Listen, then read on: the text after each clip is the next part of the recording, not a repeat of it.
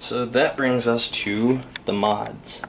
As you start to get into you start to get into hobby level vaping, you find yourself using what are known as mods, mechanical mods, and these are mods, but they're not as serious as when it comes to mechanical mods. Now, I've had a lot, I still have a lot, and this is just, like I said, just what I grabbed in a quick, short period of time. But if you, so this is if you have a look, I've had a lot of different stuff over the years. So, and it's only been like 3 years or 4 years that I've really been into it. But so mechanical mods, they were the next step forward, and this is still kind of where I'm at. They're starting to go back to like the variable voltage, variable wattage mods, but I haven't really had the extra money to get into that. I haven't really been buying new mods in a while, because you can imagine I'm pretty much at a good balanced level where I'm very self-sufficient. I only have to every once in a while buy things, and I'll get more into that too. That's sustainability. That's another video. But so yeah, so you find yourself with, you know, this was my very first mechanical mod. This was before the major manufacturers started to get pushed out of the way by like, you know, smaller companies and guys that just wanted to sit behind a lathe and turn some metal and ended up making some money out of it. And so then we ended up with things like the clones. This thing has so much history. This is the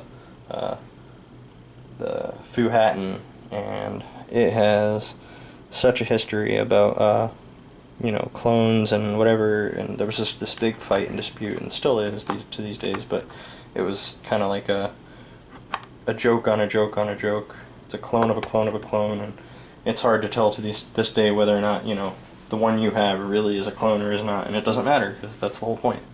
So I've had a few different ones, you know, stuff that I know for sure was a clone and I bought it for that reason, stuff that was authentic and more expensive than the quality that it's worth, and there's a couple other guys on YouTube that talk about stuff like that, but I'm not going to get too much into that. I might show off some coil builds and stuff like that. Like this is an experimental one that I played with that it's really funny, cool to look at, but it's not practical.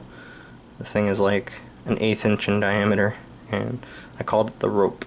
I have a lot of friends who've made their version of the rope, but Twisted Canthal started to become a thing, and I went wild with it.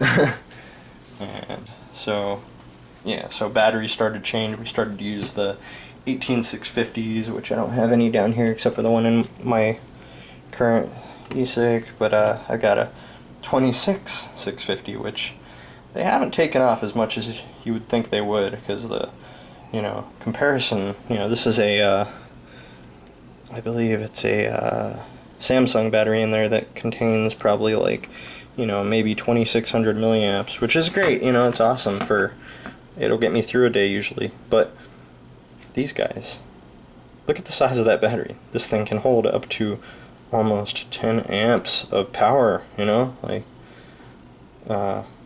and release at like what, 30 amps over time or whatever. My electrical engineering terminology is a little bit off, so please forgive me if I'm using the wrong words. Milliamp hours versus you know, proper current measurements. Just, it works for me, and I'm not trying to teach electrical engineering here, so and that's basically it. So, you know, I hope you've gotten a little experience out of, you know, my experience, and hopefully you like this video. You will watch some others.